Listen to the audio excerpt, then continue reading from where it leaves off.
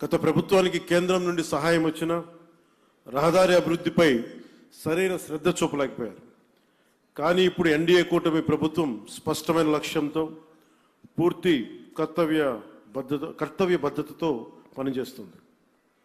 అలాగే జాతీయ రహదారుల నిర్మాణం తరహాలోనే మన రాష్ట్రంలో అడవి తల్లి బాట పేరిట గిరిజన ప్రాంతాల్లో రవాణా సదుపాయాలు కల్పించేందుకు కొండ రహదారుల నిర్మాణాన్ని కూడా ప్రారంభించాం.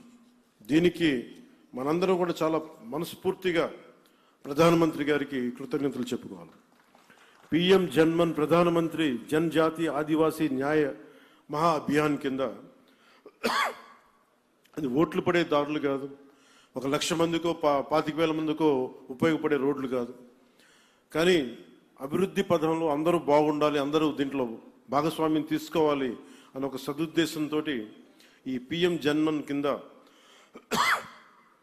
ప్రధానమంత్రి గారు దగ్గర నుంచి పిఎం జన్మన్ పథకం కింద కేంద్ర ప్రభుత్వం నుంచి 550 కోట్ల రూపాయలు మనకు వస్తే 50 కోట్ల రూపాయలు మన ఆంధ్రప్రదేశ్ నుంచి, నరేగా నుంచి దాదాపు 500 కోట్ల రూపాయలతోటి ఈ రోజున అడవి తల్లి బాటని స్వాతంత్రం వచ్చినప్పటి నుంచి కూడా రహదారులు వేయని గ్రామాలకి ఈ రోజున డోలీ మోతలతోటి ఇబ్బందులు పడుతున్న ఆ పరిస్థితిని తొలగిస్తూ రవాణా లేని ఏజెన్సీ గ్రామాలని రోడ్లతో కలుపుతున్నాం.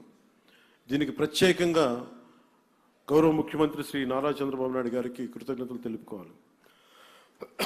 వారికి ఒకటే తెలియజేశాను, ఈ డోలీ మోతలు చాలా ఇబ్బందులు ఉన్నాయి సార్, కనీసం మనకున్న ఈ ఆర్థిక ఇబ్బందుల్లో కనీసం మీరు ఒక 50 కోట్లు కానీ రిలీజ్ చేయగలిగితే కనీసం కొన్ని గ్రామాలకైనా మనం చేయొచ్చు అంటే చాలా పెద్ద మనసుతోటి ఆ రోజున ఆయన ఆ 50 కోట్లు విడుదల ఈ రోజున దాదాపు మనం 1000 కోట్లుకి రోడ్లు వేయగలిగే స్థాయిలో ఉన్నాం. అందుకే మనస్ఫూర్తిగా మన ముఖ్యమంత్రి గారికి నా ధన్యవాదాలు తెలుపుతా ఉన్నాను.